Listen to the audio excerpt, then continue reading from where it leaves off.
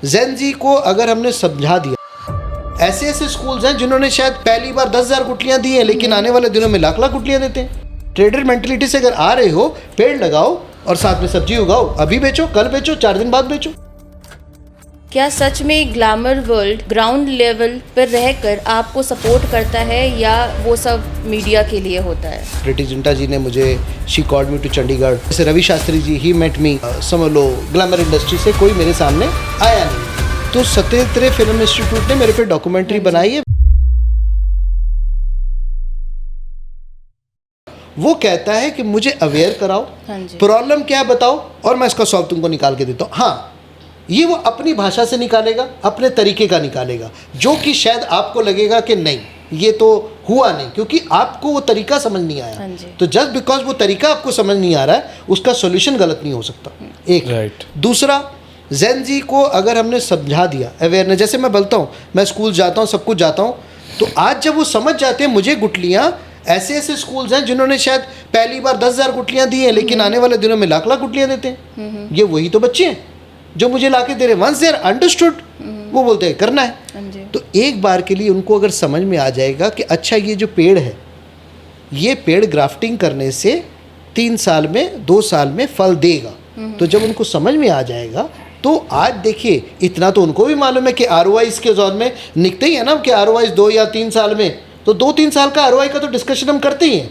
तो एग्रीकल्चर में भी 2-3 साल का ROI पेड़, तो कहीं से डिफरेंस नहीं है। अगर कोई ट्रेडर मेंटलिटी से आता है तो मैं बोलता हूँ बहुत बढ़िया, ट्रेडर मेंटलिटी से अगर आ रहे हो, पेड़ लगाओ और साथ में सब्जी उगाओ, अभी बेचो, कल बेचो, 4 दिन बाद बेचो। सो जेन जी को यही बोलूँगा कि आप अवेयर हो जाइए कि साथ में एक प्रॉब्लम सॉल्व करनी है, तो ट्री आइडेंटिफाई करिए, थोड़ी सी नॉलेज लीजिए, जिसको सुनना चाहते हैं पर्यावरण के लिए उसको सुनिए, कुछ छोटा सा सर्टिफिकेट कोर्स करिए। मैं कॉलेजेस को, स्कूल्स को बोलना चाहता हूँ कि कुछ सर्टिफिकेट कोर्स कराइए, जिसमें कि क्या उसको पता रहे कि अच्छा ये these are the hindrances, these are the advantages, these are the ways we can tackle the environment, and we should promote these kind of trees to get better monetary returns. So जैसे ही हम monetary return जोड़ देंगे, जो कि मैं कर रहा हूँ गुटली मिशन में, मैं पेड़ बोलता हूँ कि मैं लगाऊंगा किसानों के यहाँ, तो मैं तो किसान को चाहता हूँ कि वो फल ले, वो फल के चक्कर में पेड़ बड़ा हो जाएगा, पेड़ बड़ा हो जाएगा तो प्रदूषण और जो मैंने अभी आपको बात बोली थी वो सारी कनेक्टेड है। आपको इतने सारे इन्फ्लुएंशियल लोग और सेलिब्रिटीज़ मिलते हैं, क्या सच में ग्लैमर वर्ल्ड ग्राउंड लेवल पर रहकर आपको सपोर्ट करता है या वो सब मीडिया के लिए होता है? देखिए, अभी तक मेरे को जो मिला है, मुझे ज़्यादा बंदे नहीं मिले। मुझे जो मिला है, जैसे प्रीति जिंटा जी ने मुझे, she called me to Chandigarh, and उन्होंने मतलब she was a very generous host, मतलब कैलकाटा से बुलाया, she hosted me in Chandigarh, उनके साथ लाउंज में मैंने मैच देखा, and she also honoured me, and she said this कि मैंने जब उनको बोला कि आप इतना क्यों बोलती है, आप इतना कर रहे हो तो मैं इतना तो कर ही सकती हूँ। So that was one thing. जैसे रवि शास्त्री जी, ही मेट मी, तो उन्होंने भी इसको बड़ा अच्छी तरीके से प्रमोट किया कि भाई यस, मतलब बहुत सही सा ये काम है, and everybody should be with this guy. जैसे राजपाल यादव जी ने, ही कॉल्ड मी कि I want to be with you, मैं चाहता हूँ कि आपके साथ कुछ टाइम स्पेंड करूँ, टाइम स्पेंड करके also I want to have a look what you are doing. इसके अलावा जो मतलब क्या बोलते हैं ना कि मैं लोगों को अप्रोच कर नहीं पाता। अब लोग क्या है अप्रोच, जिनको मैंने अप्रोच किया, अभी इनके अलावा मेरे को कहीं से कोई समझ लो ग्लैमर इंडस्ट्री से कोई मेरे सामने आया नहीं है अभी तक। तो आपको क्या लगता है ये जो इन्फ्लुएंशियल लोगों का सपोर्ट आपको जो मिल रहा है, ये कितना डिफरेंस करता है, बनाता है आपकी जर्नी में? अरे मैं तो कह रहा हूँ, मैं तो सारे इन्फ्लुएंशियल लोगों को, जितने ग्लैमर वर्ल्ड है, आप लोगों के थ्रू मैं कहता हूँ, जितने फिल्म इंडस्ट्री के लोग हैं, जितने स्पोर्ट्समैन हैं, जिनको भी लोग किसी भी तरीके से जानते हैं, वो आए इस मिशन में जुड़े। ये पर्यावरण का मिशन है, क्योंकि जब मेरे पे डॉक्यूमेंट्री बनी ना, तो सत्येंद्र रे फिल्म इंस्टीट्यूट ने मेरे पे डॉक्यूमेंट्री बनाई है, which is ministry of information and broadcast. तो अब मैं समझता था कि भाई डॉक्यूमेंट्री कितने बंदों पे बनती है, 5 या 10 हज़ार आदमी पे बनती होगी। 140 करोड़ बंदे में से इस इतनी शॉर्ट चीज़ मेरे पे बनी है, इसका मतलब everybody is aware of the mission.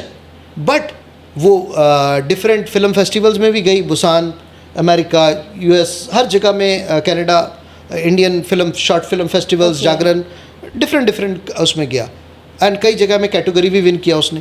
तो आई वॉज वेरी हैप्पी कि ओके वाओ, मतलब एवरीबडी सो अवेयर। लेकिन फिर एहसास हुआ कि ये तो वो फिल्म देखने वाले बंदे और इन्होंने तो उसको फिल्म की तरह देखा है। इन्होंने तो उस डॉक्यूमेंट्री को देखा ही नहीं, समझा ही नहीं कि भाई ये डॉक्यूमेंट्री बोलना क्या चाह रही है। देन जैसे ही प्रीति जिंटा जी ने वो हैंड होल्ड किया तो वहाँ से लोगों की जो अवेयरनेस आई, तो मैंने बोला अरे वाह, तो अच्छा ये है कि see people who are more powerful, who are more known, they create impactful impact, वो बहुत ज़्यादा इम्पैक्ट करते हैं। तो इसीलिए मैं सबको, जितने भी आप जो भी हैं, एक्टर हैं, एक्ट्रेस हैं, आप मतलब मैंने कईयों को मैसेज भी किए हैं, ऐसा नहीं कि मैंने अप्रोच नहीं किया, कईयों को मैसेज भी किया है। तो आप जो भी है थोड़ा सा एक पर्यावरण के लिए, तो आपको बस गुटली मिशन के लिए अगर एक आज समझ लीजिए कोई उच्च स्तर का एक एक्टर या एक्ट्रेस या डायरेक्टर या स्पोर्ट्समैन बोल दे, तो मेरे पास तो गुटलियों का और डबल भंडार लग जाएगा, जैसे कि मैंने प्रीति जिंटा के टाइम में देखा, जैसे कि मैंने रवि शास्त्री जी के टाइम पे देखा। करेक्ट। सो आप जो कह रहे हैं that is very valid, very valid. इतना सब अचीव करने के बाद आज इंडिया राइज में आके आपको कैसा लग रहा है सर? अरे दिस इज़ फैबुलस। मैं क्या बोलते हैं, यू नो, जब भी कोई प्लेटफॉर्म, मतलब आज इंडिया राइज कह रहा है कि हाँ भी इंडिया राइज कर रहा है, तो इंडिया राइज कर रहा है मतलब उसका, and India has a story, India has a future.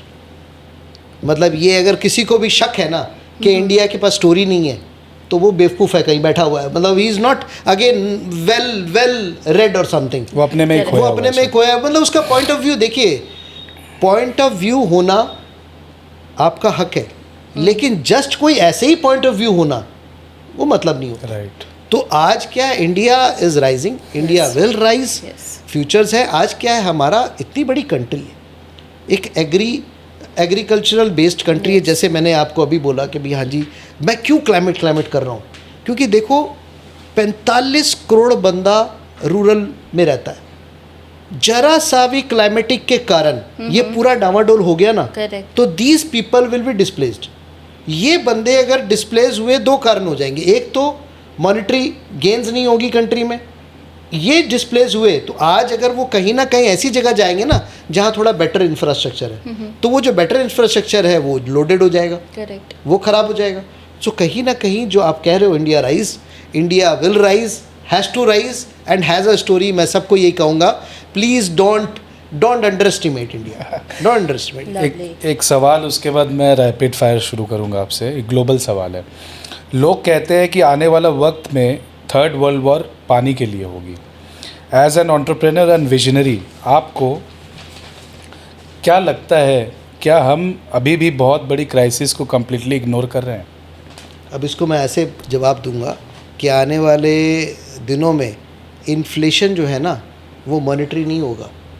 आने वाले दिनों में इन्फ्लेशन इन्वायरमेंट बेस्ड होगा, जो तो इस तरीके से हमें समझना पड़ेगा। ऑक्सीजन के पैसा भी देना पड़ सकता है। ऑक्सीजन आप सोचो ना कि आज मैं तो कह ही रहा हूँ, मैं तो कह रहा हूँ कि आने वाले दिनों में अगर समझ लीजिए एलपीजी के लिए तो लाइन लगते लगते नहीं लग रही है, नहीं लग रही वाले मैटर में हम खड़े हैं। अब सिर्फ इतना सोचो, आप दोनों को मैं बता रहा हूँ, अब सिर्फ, और मैं ऑडियंस को भी बोल रहा हूँ कि सिर्फ इतना विजुअलाइज करो कि ऑक्सीजन के लिए लाइन लगनी है, ठीक है, मरने लगेंगे लोग। एंड नहीं, वो तो बाद में आएगा।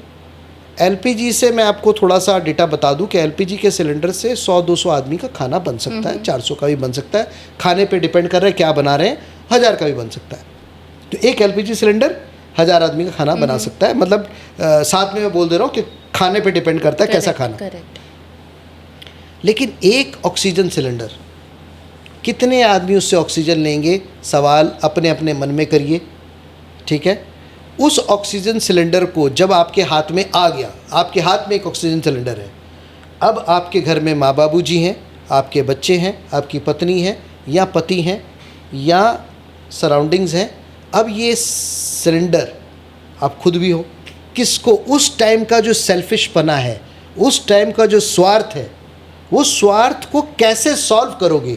किसी के अगर पास आंसर हो तो मेरे को ज़रूर दे, mango.guttlyman पे DM करे, मुझे ज़रूर भेजे कि इसको मैंने ऐसे स्वार्थ को मैं पार कर लूँगा।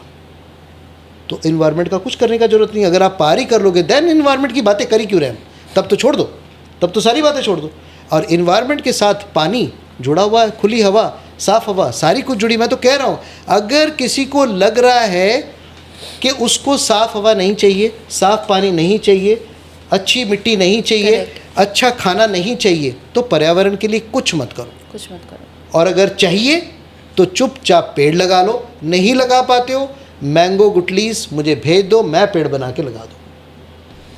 अच्छा जसमीत जी, जब इसी पे मैं क्वेश्चन पूछती हूँ आपसे, जब शुरुआती दौर पर आपने लोगों से कहा कि आम खा लो और ये गुठलियाँ मुझे दे दो, सो उनका रिएक्शन क्या था? मतलब लोगों ने आपको सीरियसली लिया? नहीं, पहला रिएक्शन तो ये था कि सरदार पागल हो गया। एकदम सीधा ये रिएक्शन था कि भैया जी क्या करेगा, क्या नहीं करेगा, क्या मांग रहा है, मतलब गुटली, मतलब ये मांग क्यों रहा है, क्या करेगा, इसका होगा क्या।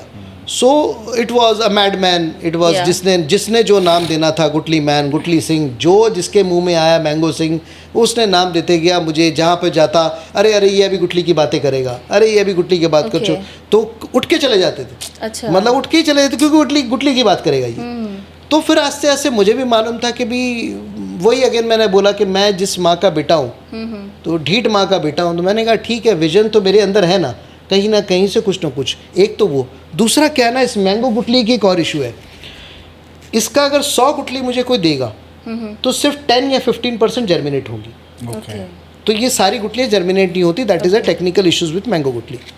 अब गुटली अगर किसी ने थोड़ी थोड़ी देनी चालू भी की दया करके कि अच्छा ठीक है मांग रहा है, ले जा भाई ले जा, तो अब इतनी कम आती थी कि उससे कुछ भी पौधे उस क्वांटिटी वाला।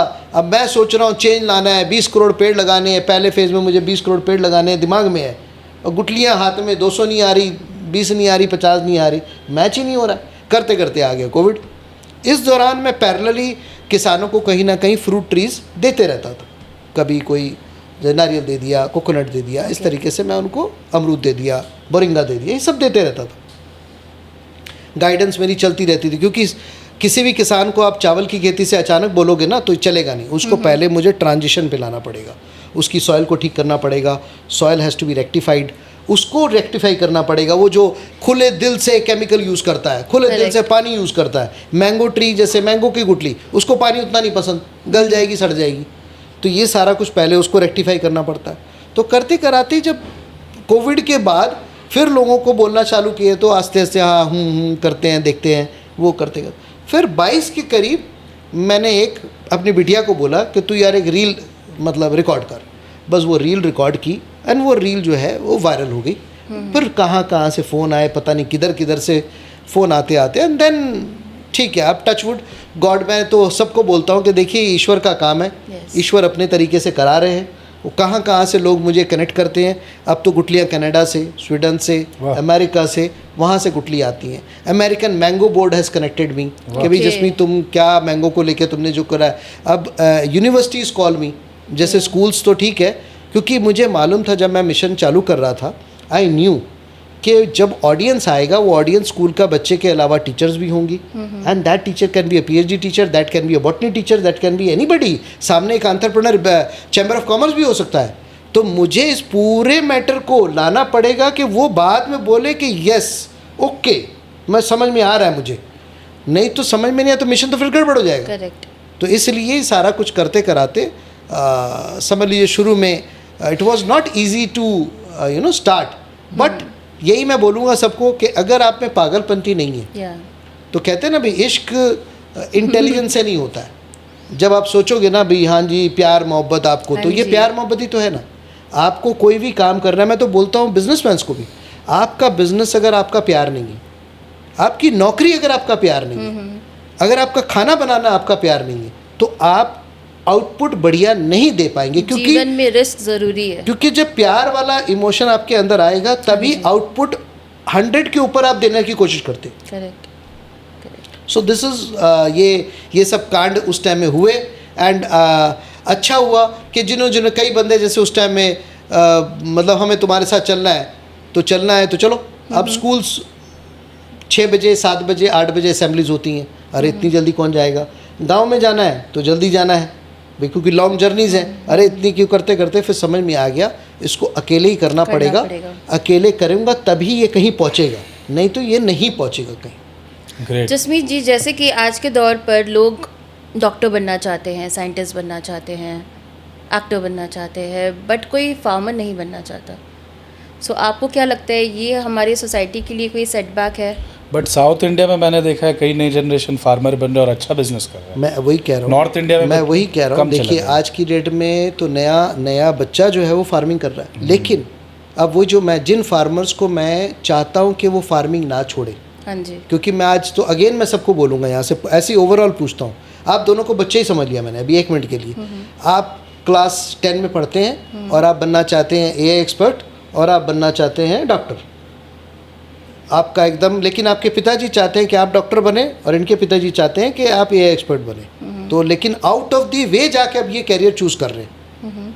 अब मैं आपको बोलता हूँ कि ये कैरियर आपको 2000 रुपये देगा महीने के, क्या आप ये पैशन को, मोटिवेशन को जिंदा रख पाएंगे जब आपको पता चलेगा कि 2000 रुपये मिलेगा मुझे नहीं, एकड़ पे जैसे मिलता है किसान को? तो अगर आप नहीं रख पाएंगे तो किसान के जो बच्चे हैं हाँ जी, वो कैसे मोटिवेटेड होंगे? वो भी तो सोशल मीडिया देख रहे हैं, वो भी तो देख रहे हैं, वो बोलते छोड़ दो, लेबर कर लेते, टोटो चला लेते, बैटरी चला लेते, कम से कम 15-20-25 हज़ार रुपये कमा लेंगे महीने। बट एक्चुअली एग्रीकल्चर बहुत बड़ा मार्केट है इंडिया का। बहुत बड़ा मार्केट है। ये एक सही एग्जांपल सेट होना बहुत ज़रूरी दैट है। Has to be guided, that has to be disciplined. आज की डेट में बताऊँ, इंडिया कृषि प्रधान देश, हाँ, इंडिया में आपको बताऊँ सबसे ज़्यादा मैंगो उगता है, अच्छा, ठीक है, लेकिन हम एक्सपोर्ट नहीं कर पाते, जबकि अनऑर्गेनाइज है ये। हम एक्सपोर्ट नहीं कर पाते क्योंकि हमारा इंटरनल कंजम्पशन इतना है। अगर हम ऑर्गेनाइज्ड वे में कोई भी एक फ्रूट को ले लें, चाहे वो मैंगो हो, जो भी, मतलब एक रिसर्च वे में हम समझ लीजिए एक वो ले लो, तो आज उसको अगर हमने मतलब एक प्रोविज़न आ जाए कि हाँ जी ये अगर एक्स्ट्रा टेबल पे आ गया, इस क्वालिटी का, इस पैरामीटर का, उसके पैरामीटर सेट हो, जैसे मैं गुटली मांगता हूँ, देखिए मैं सबसे गुटली क्या मांगता हूँ, आप मैंगो खाइए, उसको पल्प को साफ करिए, उसको सुखाइए, सुखाने के बाद आपको ये कलर मिलेगा। हाँ। अगर आप पल्प साफ नहीं करेंगे हाँ, तो ये काला पड़ जाएगा, सुखाने फंगस लग जाएगा। तो ये मैंने बोल दिया ना, सेट ऑफ मेरा क्लियर बोल दिया पैरामीटर्स, आप मुझे दीजिए जितनी गुटली देनी है, लेकिन आपने अगर मुझे काली गुटली दे दी तो मेरे किसी काम की नहीं। उसी तरीके से एग्रीकल्चर का कोई भी प्रोडक्ट अगर सेट हो जाए और इस पैरामीटर में इसको उगना है, तो उसकी डिमांड, उसकी मार्केट तैयार हो सकती है। मार्केट तभी तैयार होती है जब आपका सप्लाई का जो मटेरियल है उसका सेट है कि अब ये, मतलब इसके बाद का पीस भी यही आएगा, इसके बाद का पीस भी यही आएगा, इसके बाद का भी पीस ये आएगा। अगर वो इरेटिक है तो सामने जो डिमांड की मार्केट है वो सेट होने में दिक्कत होती है। तो इसमें अपॉर्चुनिटी है, मार्केट में अपॉर्चुनिटी है, ह्यूज अपॉर्चुनिटी, अरबों रुपए की अपॉर्चुनिटी है। मैं कहता हूँ मतलब इंडिया का जितना भी एक तरीके से फिस्कल डेफिसिट्स है उसमें बहुत बड़ा योगदान दे सकता है ये, जीडीपी में बहुत ज़्यादा योगदान दे सकता है। और साथ में क्योंकि again see everything is again linked. आप जैसे ही एग्रीकल्चर करेंगे, temperature down, better air, better water, better सारा कुछ हो गया, आप भी बेटर खाना खा रहे हैं। अगर आप सेट ऑफ प्रोटोकॉल आपने सेट कर दिया कि ऐसे ही होगा, तो अब सोचो कि प्रोडक्टिविटी भी बढ़ गई, आपकी जो एक्सपोर्ट्स बढ़ गए, तो सारा कुछ में मिला के आपका मॉनेटरी गेन्स तो टेबल पर ज़्यादा आ गया, आपकी हेल्थ भी ज़्यादा आ गई, सॉइल भी अच्छी है, आप भी अच्छी है, एनिमल प्लैनेट भी अच्छा है, सारे कुछ अच्छे हैं।